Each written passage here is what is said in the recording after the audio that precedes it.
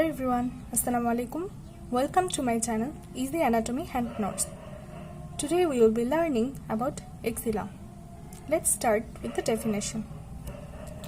The axilla is a pyramidal space between the upper part of the arm and the lateral chest wall. We can see in this diagram, this pyramidal space is called axilla and it is situated between the upper part of the arm and the lateral chest wall. It has following parts: apex, base, four walls that are anterior, posterior, lateral and medial wall. We can see in this diagram, this truncated space is the apex, this is the base in pink, and four walls: anterior wall, posterior wall, lateral wall and medial wall in blue. Moving on to the skin incision. First incision, an incision along the anterior axillary fold starting from the level of the nipple and extends laterally towards the arm for about 2.5 inches. Second incision, a vertical incision from the medial end of the first incision towards the axillary fold. Third incision, another vertical incision extends from the lateral end of the first incision to the posterior border of the arm. Then, flap of skin, superficial fascia with fat will be reflected downwards until the posterior axillary fold is fully exposed.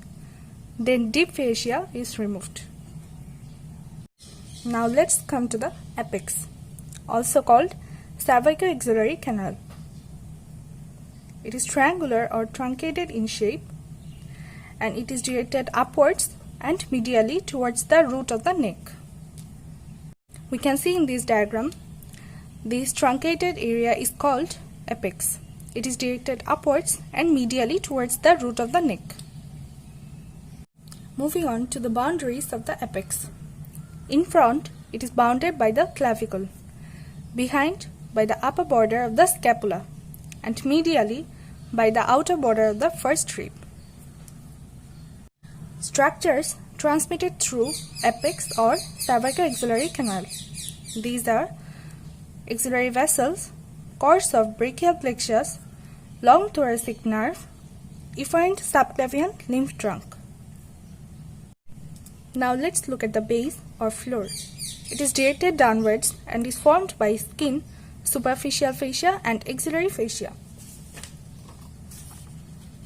We can see in this diagram, this area is the base in pink. It is directed downwards. Boundaries of the base.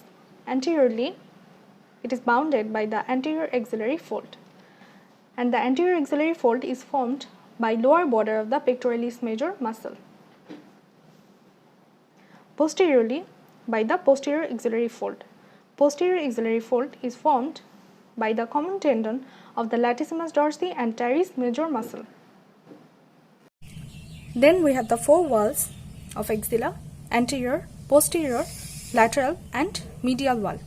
First we have the anterior wall, which is formed by the pectoralis major muscle, clavipectoral fascia which encloses subclavius and pectoralis minor muscle.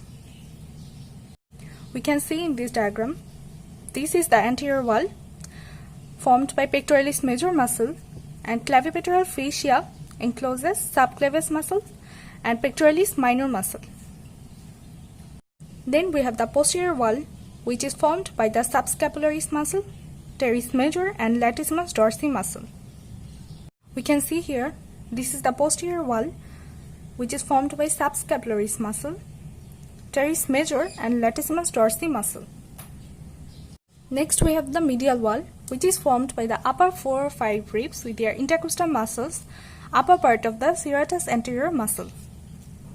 We can see in this figure, this is the medial wall, which is formed by the upper part of the serratus anterior muscle. Last we have the lateral wall, which is formed by the intertubercular sulcus of humerus, tendon of the long head of the biceps brachii, short head of the biceps brachii, and coracobrachialis. This is the medial wall. We can see here intertubercular sulcus of the humerus, long and short head of the byssus brachii, and coracobrachialis. Moving on to the contents of the axilla. We have axillary artery and its branches, axillary vein and its tributaries, cords of brachial plexus and its infraclavicular branches, axillary lymph nodes, long thoracic nerve, intercostobrachial nerve, axillary tail of Spence, and fat.